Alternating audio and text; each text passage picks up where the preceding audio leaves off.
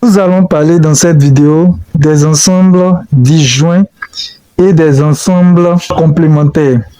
D'abord, nous allons commencer par les ensembles disjoints. Deux ensembles sont dits disjoints si leur intersection est vide.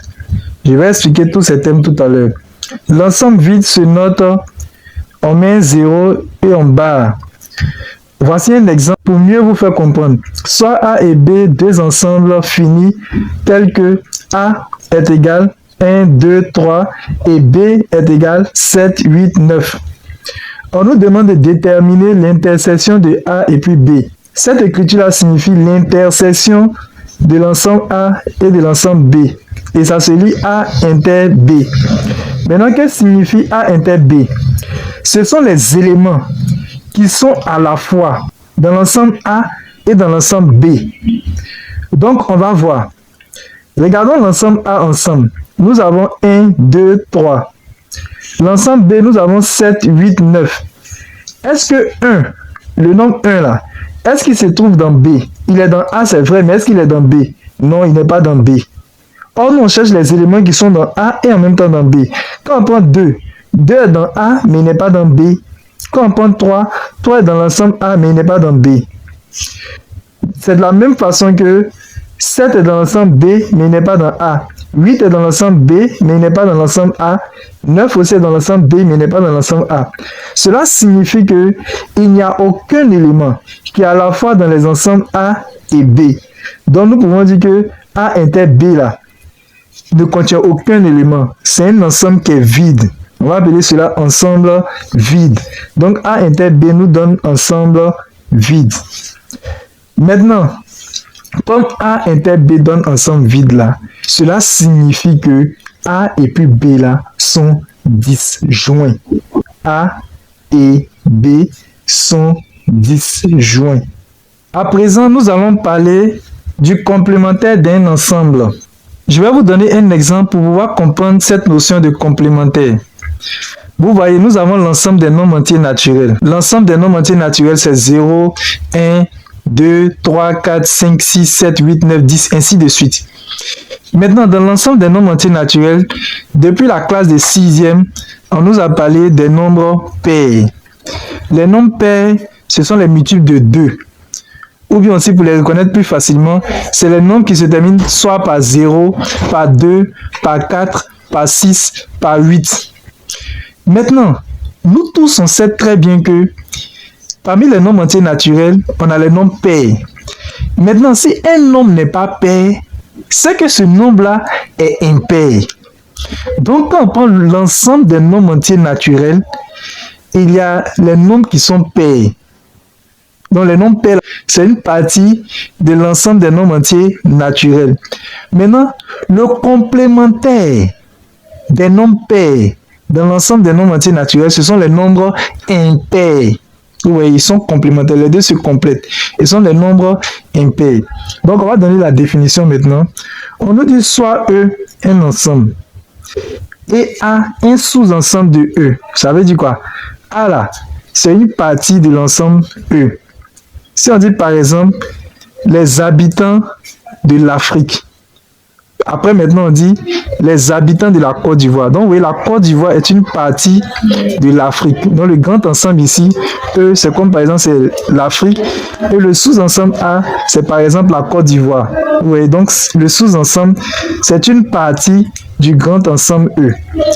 Maintenant, on dit, on appelle complémentaire de A dans E. Le complémentaire de A dans E. Donc, le complémentaire, c'est par rapport à un grand ensemble. Si on demande le complémentaire de A dans E, c'est l'ensemble des éléments qui sont dans E. Ils sont dans E, mais ils n'appartiennent pas à A. Maintenant, le complémentaire de A dans E se note. On note cela A barre. On écrit A et puis on met une barre au-dessus. Ou bien, celui qui veut peut noter C, un grand C, et puis il met E ici. Le grand ensemble, on le met en dessous. Et le petit ensemble, on le met en haut. Donc ça signifie le complémentaire de A dans E. On va donner un exemple pour qu'on puisse mieux comprendre. Exemple. Soit E et A, deux ensembles tels que E est égal 1, 2, 3, 4, 5, 6, 7, 8, 9. Et A, A est égal 2, 4, 6, 8. On nous demande de trouver le complémentaire de A dans E. Ça veut dire quoi? Voici E ici. Voici A. Le complémentaire de A dans E là, c'est les éléments qui sont dans E, mais qui ne sont pas dans A. Ils sont dans E, hein, mais ils ne sont pas dans A. Dans A, on a 2, on a 4, on a 6 et puis on a 8. Donc, les complémentaires, ça sera des nombres qui ne sont pas dans E. Donc, on ne va pas prendre 2, on ne va pas prendre 4, on ne va pas prendre 6, on ne va pas prendre 8, mais on va prendre tous les autres éléments. Donc, ici, vous voyez, 1 n'est pas dans A. Donc, il va faire partie des complémentaires. 3 aussi ne se trouve pas dans A. 5 ne se trouve pas dans A. 7 ne se trouve pas dans A. Et puis 9 ne se trouve pas dans A. Donc, c'est ces éléments-là qui vont constituer le complémentaire de A dans E. Parce que eux, ils sont dans E, mais ils ne sont pas dans A. Donc, le complémentaire de A, là, complémentaire de A égale, on note le complémentaire de A comme ça, A bar. Donc, c'est 1, 3, 5, 7 et puis 9. Voilà, donc vous voyez ces éléments-là. Ils sont dans E, non? Regardez, ils sont dans E, mais ils ne sont pas dans A. Donc, c'est eux qui vont constituer le complémentaire de A dans E. Pour fixer les idées, vous allez faire cet exercice. Exercice 6. C'est sur deux formes. Il y a deux questions. Petit 1. On donne ci-dessous 4 figures. Indique celle dans laquelle les ensembles A et B sont complémentaires. Voici la première figure. Vous voyez, il y a l'ensemble A qui est là, il y a l'ensemble B qui est là, et puis il y a un ensemble qui est vide ici. On prend la figure 2, il y a l'ensemble A qui est là en rouge, et puis on a l'ensemble B qui est là. Maintenant ici, on a l'ensemble A qui est en blanc avec des points rouges, on a l'ensemble B qui est en rouge, et on a un ensemble qui est vide ici. Dans la figure 4, on a l'ensemble A qui est là, et puis on a l'ensemble B qui est là, et puis ici, vous voyez, c'est vide. Maintenant, dans la figure 5, on a l'ensemble A qui est ici, le rond qui est là, et on a l'ensemble B qui est ici, le rond qui est là. Maintenant, le grand ensemble là, c'est l'ensemble E.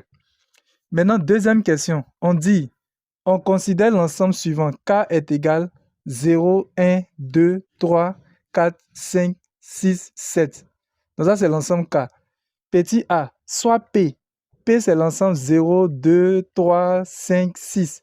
Détermine le complémentaire de P dans K. Le complémentaire de P dans K, c'est les éléments qui sont dans K, mais qui ne sont pas dans P. Petit b, soit Q est égal à cet ensemble dans lequel on a 0. Détermine le complémentaire de Q dans K. Donc le complémentaire de Q dans K, c'est les éléments qui sont dans K, non, mais qui ne sont pas dans Q. Q est composé d'un seul élément qui est 0. Pour toutes vos questions, veuillez les poser dans les commentaires. N'oubliez pas de vous abonner, de liker la vidéo, de la partager et de la mettre en favori. Pour ceux qui veulent intégrer mon groupe WhatsApp ou avoir un suivi particulier, écrivez-moi sur mon numéro WhatsApp qui se trouve dans ma bio. Moi, c'est Monsieur Soumaoro. Voici mon numéro WhatsApp. Pour tous ceux qui veulent un suivi particulier ou qui veulent intégrer mon groupe WhatsApp, écrivez-moi sur mon numéro WhatsApp qui se trouve ici. S'il vous plaît, lorsque vous allez m'écrire, vous me donnez votre nom, votre classe et vous me donnez la raison pour laquelle vous m'avez écrit. Vous me dites pourquoi vous m'avez écrit. Pour toutes vos questions, veuillez les poser dans les commentaires. N'oubliez pas de vous abonner, de liker la vidéo, de la partager et de la mettre en favori.